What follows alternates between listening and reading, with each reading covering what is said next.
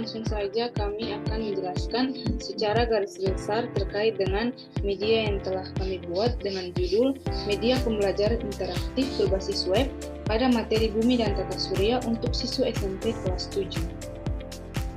Pada media ini terdapat beberapa fitur. Ada tujuan pembelajaran, kompetensi awal, materi ajar, kuis, soal analisis, games, video pembelajaran, dan juga ada simulasi. Yang pertama langsung masuk pada tujuan pembelajaran. Untuk media ini terdapat 6 tujuan pembelajaran. 6 tujuan pembelajaran ini kami bagi dalam 2 pertemuan. Untuk pertemuan pertama mencakup tujuan pembelajaran 1 sampai tujuan pembelajaran yang ketiga, dan untuk pertemuan kedua mencakup tujuan pembelajaran keempat hingga tujuan pembelajaran yang keenam. Berikutnya masuk pada kompetensi awal. Kompetensi awal dalam media ini berupa games yang berisi susunan planet-planet di dalam tata surya. Kompetensi awal ini bertujuan untuk mengetahui kemampuan awal peserta didik terkait susunan planet-planet dalam tata surya. Baik, yang berikut yaitu mengenai materi ajar. Materi ajar ini terbagi menjadi beberapa subbab.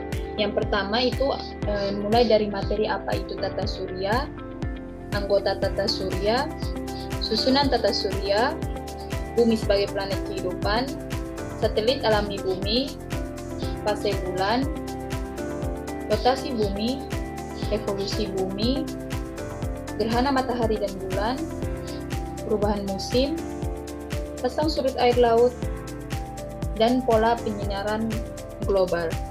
Dalam materi ajar ini terdapat fitur video, di mana fitur ini menyematkan beberapa video pendek antara lain dari video rotasi bumi, video revolusi bumi, video gerhana matahari, video gerhana bulan, video perubahan musim, video pasang surut air laut. Nah, video-video ini membantu siswa memvisualisasikan proses yang sulit dijelaskan hanya dengan teks atau gambar yang diam.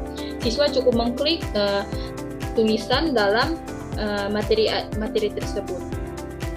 Yang berikutnya juga ada fitur simulasi. Simulasi ini menyediakan 4 jenis simulasi. Ada simulasi perubahan musim, ada simulasi posisi matahari, bumi, dan bulan, ada juga pasang surut air laut, dan ada juga pola penyinaran global. Untuk simulasi ini bisa dioperasikan oleh siswa secara mandiri.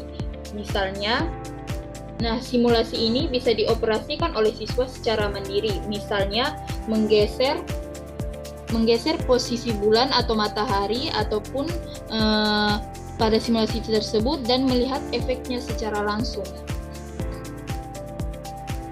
Ini adalah fitur unggulan yang membuat media ini benar-benar interaktif.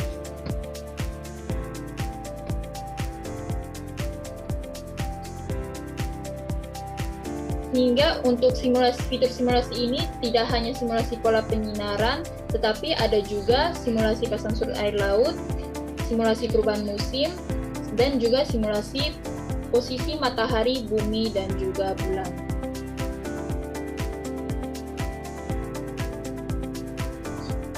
Yang selanjutnya ada fitur soal analisis.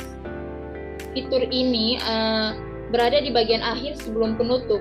Soal-soal ini bersumber dari eksplorasi simulasi yang sudah dilakukan sebelumnya.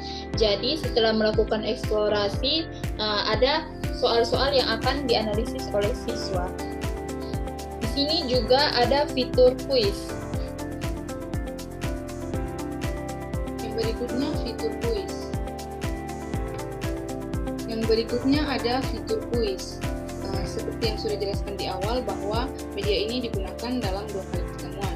Nah, untuk kuis ini akan digunakan dalam pertemuan yang kedua di awal pembelajaran sebagai pretest awal untuk merefresh kembali pengetahuan peserta didik mengenai materi pada pertemuan yang pertama.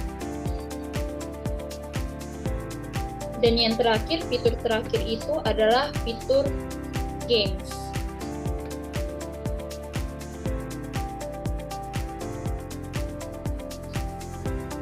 Fitur games ini dirancang sebagai aktivitas penguatan dari 6 tujuan pembelajaran yang telah disampaikan. Jadi games ini berisi 6 tujuan pembelajaran yang seharusnya siswa sudah harus kuasai. Terdapat 5 misi untuk menjawab dari tujuan pembelajaran tersebut. Sekian penjelasan 9 fitur dalam media interaktif Bumi dan Tata Surya ini. Media ini dapat digunakan dalam pembelajaran tatap muka maupun jarak jauh, dan juga sudah memenuhi unsur kompetensi interaktivitas serta penguatan HOTS atau High Order Thinking Skill. Terima kasih atas perhatiannya.